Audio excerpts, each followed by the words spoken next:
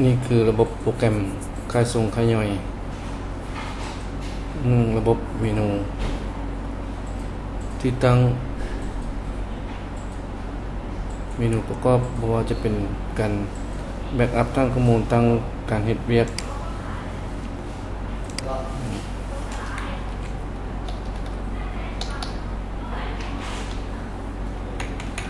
ตั้งซื้อหาน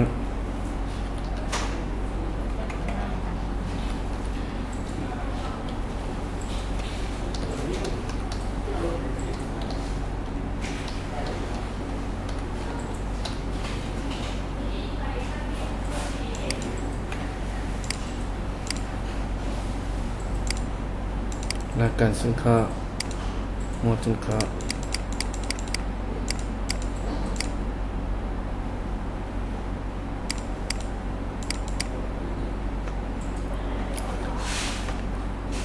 ตรงนี้จะมีราคาค่าย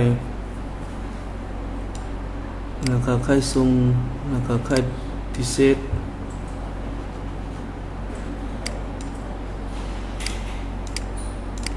รับสินค้า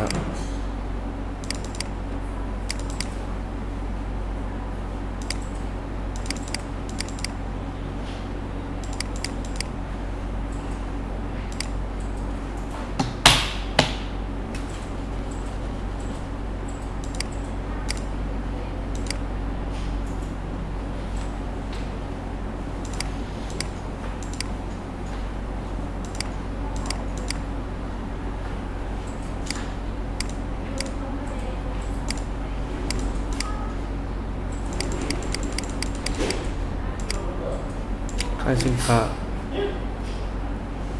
แล้วการค่ายสินค้าก็คือว่า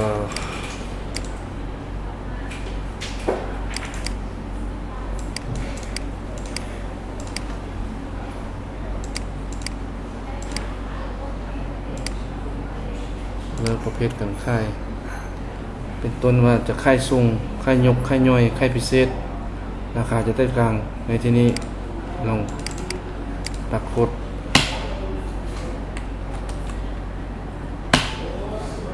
มันจะค่ายเป็นราคาค่ายยก 10,000 กิบ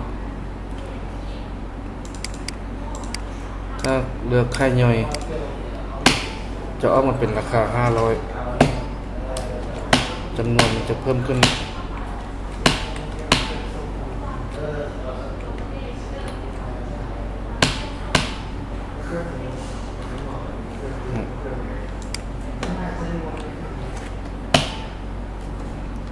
ถ้าราคาค่ายพิเศษ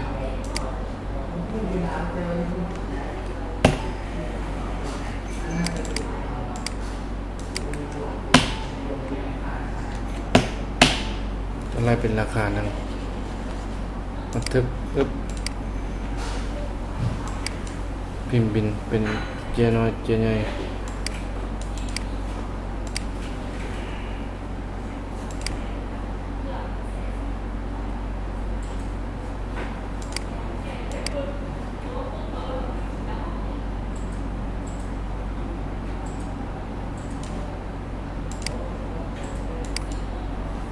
พิมพ์แบบจริงนี้อย่างนี้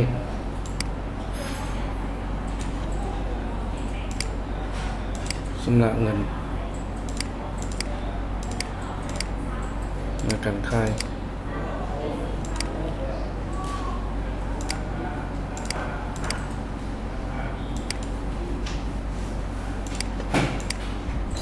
รายงานประจำวัน